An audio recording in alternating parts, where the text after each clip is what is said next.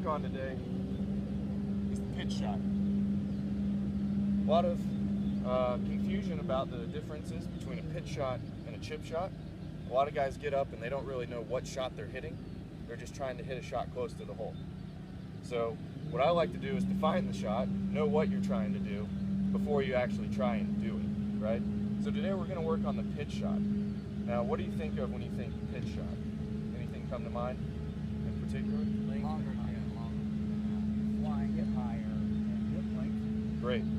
So you're flying it further than you are releasing the ball, essentially. It's going higher and landing softer. Now, what does that mean? That means there's probably a variety of pitch shots.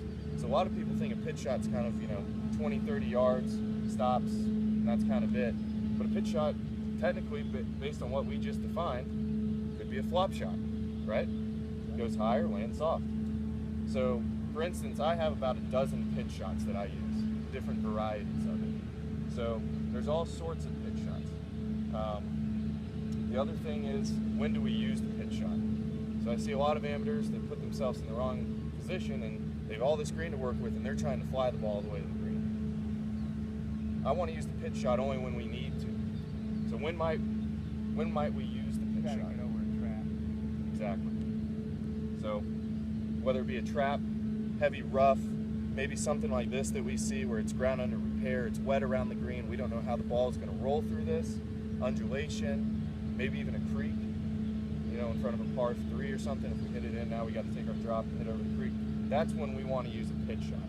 So that's when we're going to go to the pitch shot. The next thing is, what do we use when we're kind of using a pitch shot? Now today I'm going to talk about that basic pitch shot that we talked about, the 20 to 30 yard pitch shot. What kind of club would we be looking at for that one? If it's middle where the pin is. It might? Yeah. But it's something that's a lofted club. It's probably going to be a gap wedge or a lob wedge. Correct. So Off the bounce, how long do you like to carry the ball after the bounce? That's right. So based on how far we want the ball to release and how high we want it to go, that's kind of what we're looking at.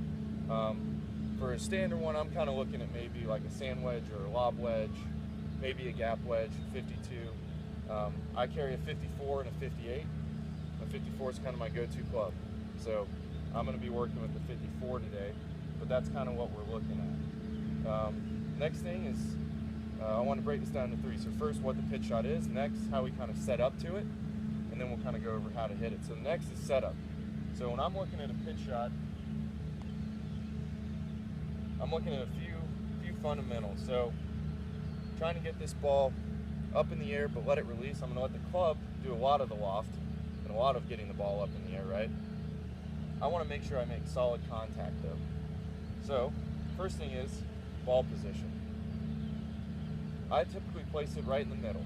Some guys like to play a little forward, some a little back, just depending on, again, the trajectory that you're looking for, etc. We're going to stick to kind of middle. An easy way to check this for me is we set up to our shot, drop our club, and line it up with our feet. Looks pretty middle to me.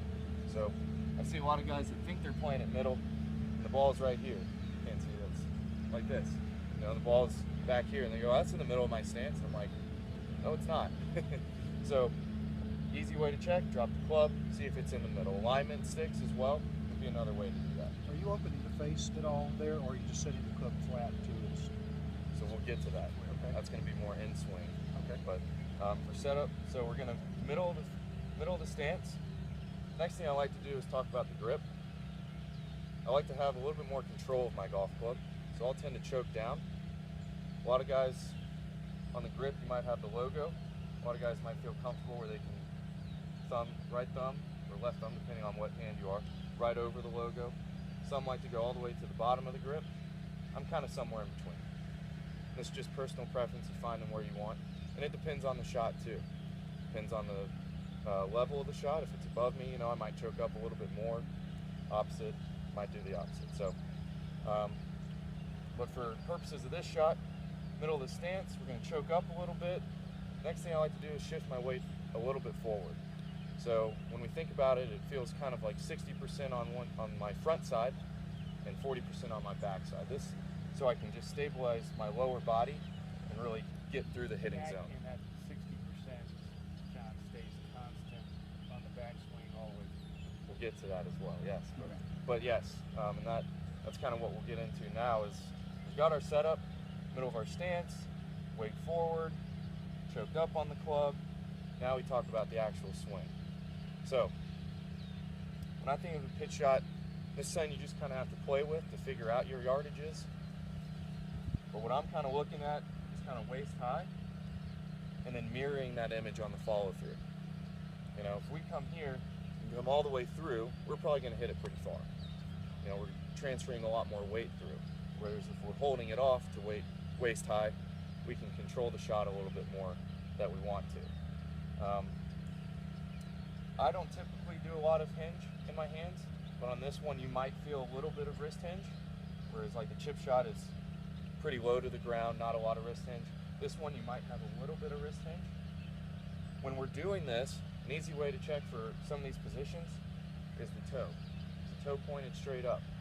We're here, we come down, club's gonna dig right in the ground and go hard left. And in the opposite, if it's open and we come in, we might hit it straight right. So I like to come back, follow through. Again, we can check our toe position. It's a mirror image of it. And I like to really get my weight and everything to the other side. Now, to Mr. Deming's point, my weight on the back swing, it's a shorter swing. I want to feel more controlled. I'm not doing a lot of weight transfer here, if any. My lower body's staying very quiet, and I'm coming through the zone. I'm getting my weight through the zone. So the 60-40, 90%. correct, might get a little bit more transfer on the follow through. So that's what we're looking to do today. And we're going to work on some drills, and I'm going to line each of y'all up and work with you. But so when we put it all together, we're just trying to hit the ball, kind of getting that downward blow, hitting the ball first, letting the ball pop up, and hopefully it should look something a little bit like this.